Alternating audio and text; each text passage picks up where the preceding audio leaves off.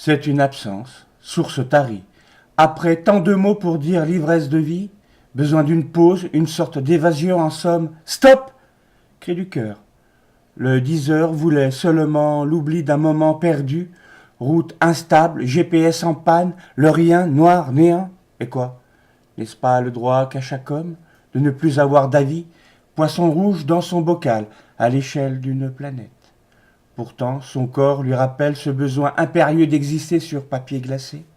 Les muscles hurlent, doigts douloureux, le cœur sans raison s'accélérant, vouloir à nouveau devant son écran avoir cette impression enivrante d'un bolide roulant à 1000 à l'heure. Neurones entrant soudainement en effervescence, pourquoi? Aucune idée. Juste envie de papier glacé.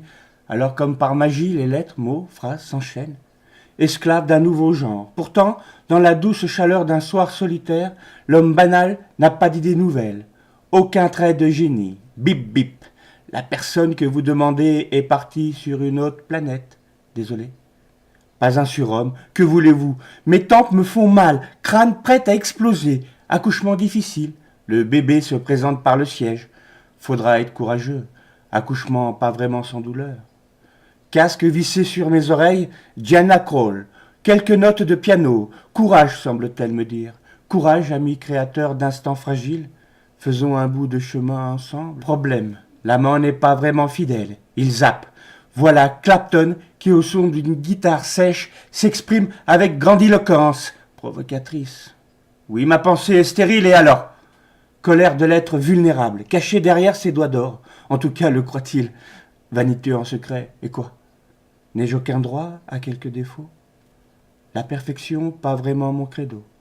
Pas vraiment lisse, le bonhomme brut de pomme, acide ou acidulé, à vous de choisir.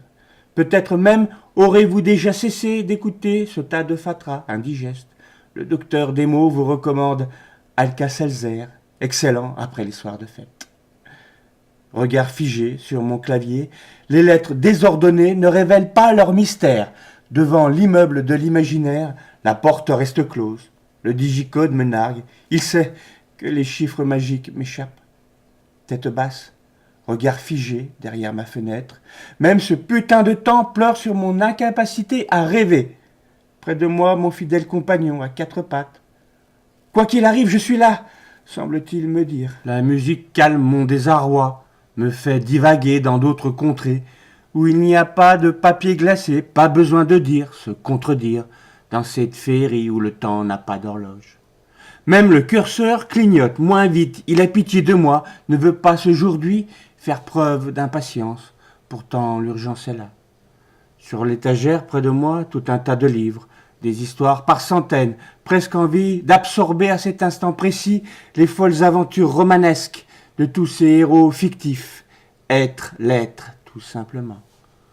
Pourquoi vous dire toutes ces banalités? Pardonnez-moi de mon incapacité. J'avais seulement envie de papier glacé.